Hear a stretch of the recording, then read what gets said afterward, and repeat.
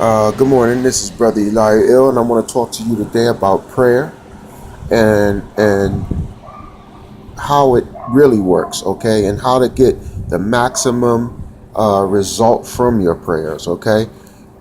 Prayer is a ritual, okay, whether you know this or not, okay, and to maximize the effect of your prayer, and actually it's a form of magic, okay, and magic is simply a person achieving a desired effect based on that individual's intent. That's like a real simple definition that I can give you. Okay, it's achieving a desired effect based on your intent. All right, and that's what prayer is. Okay, so in magic, you usually have a ritual. You have a certain formula or a way that you do it every time. Okay, and if you come up in the Christian church, you usually been taught to be afraid of certain words. Okay, and ritual is probably one of those words, along with the word magic. All right, and that's what happens when you don't understand language. You can be spooked by so many things, okay? So it's very important for you to understand language, okay? Understand language, man. That shit is essential. You know what I mean? Because a lot of people have misconstrued understandings of a lot of things because of their lack of understanding of just simple thing like language. You know what I mean? Like, I remember coming up in the 80s, we had this little expression here in Baltimore. They used to play on the radio or whatever, and it was us killing us equals genocide. Okay? And genocide is really, it's the extermination of the gene. Okay, the word side means death. Okay, and geno is means gene. You understand what I'm saying? So it's a compound word. All right. And if I was to just kill a man, you understand, that's not genocide. Or brothers out here, and one brother just shoots another brother. That's not genocide. That's not attacking the gene that makes black people. You understand what I'm saying? That's considered a homicide. You understand? Homo means man. Side means death. Okay?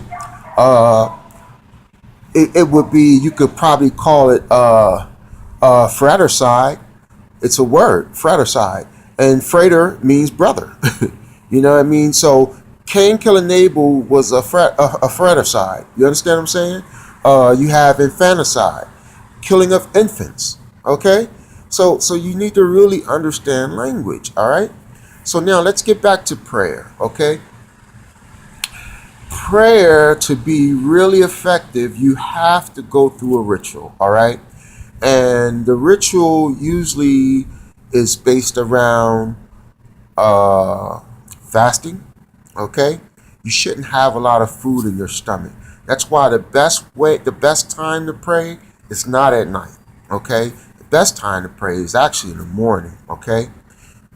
It's actually in the morning. You know, before you eat, when you first get up, take a shower, because cleanliness, bathing, washing before prayer, in Islam they call it wudu or ablution, okay? Even in performing magic, you have to wash, okay? You have to wash. You in magic you have to fast, you have to wash. All right?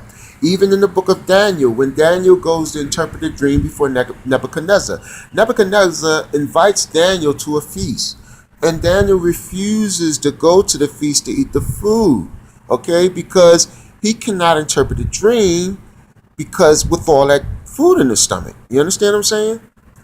All right. So now, after you've fasted and after you've washed, you understand? In magic, there are certain days of the week and hours of the day that will make your desired intent more effective. Okay? And prayer and magic, it's and even in, you might hear this term in voodoo, you know what I mean? You have what's called conjuring or evocation. Okay? And to evoke or to conjure simply means to call forth. Prayer is just calling forth. All right? So, you Christians out there who keep calling forth the name Jesus. All right? First of all, you need to know this. His name is not Jesus.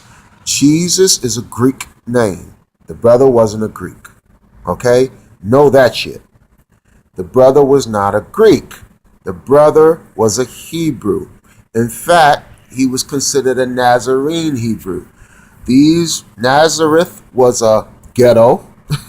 It was a ghetto of black people. Very poor section of Judea. All right? And Nazarenes, or people out of Nazareth, took a certain vow. And one of the vows was to not let a razor touch their face or head. Okay, so they didn't shave their face, they didn't shave their hair. All right? And they didn't drink what was called fiery drinks. And then there was some other vows as far as like having a child. You know, you have to get married, you have to have a seed. You understand what I'm saying? And you had to train your teacher seed a trade, things like that. So, you know, there's a lot of evidence that Jesus was married. And in fact, some say he had two wives. You know what I mean? Mary Magdalene was supposed to have been one of them.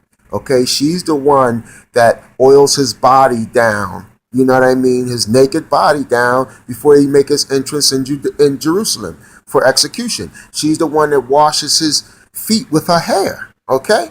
She's the one who's there to claim the body from the grave. Okay? She's the one there standing at the grave. Okay? So she's doing all the things that a wife would do. All right? And his other wife was said to be wealthy. She made her money off of selling animals used in temple rituals as far as sacrifice. All right, but now back to conjuring and evocation. So if his name is Yeshua and it's not Jesus, okay, then you're not evoking. Okay, now you have an evocation or you have an invocation.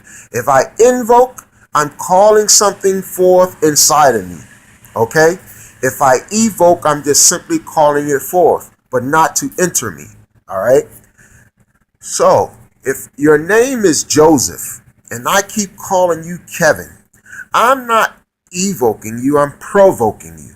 And eventually you're going to get upset or you're going to just ignore me. Okay?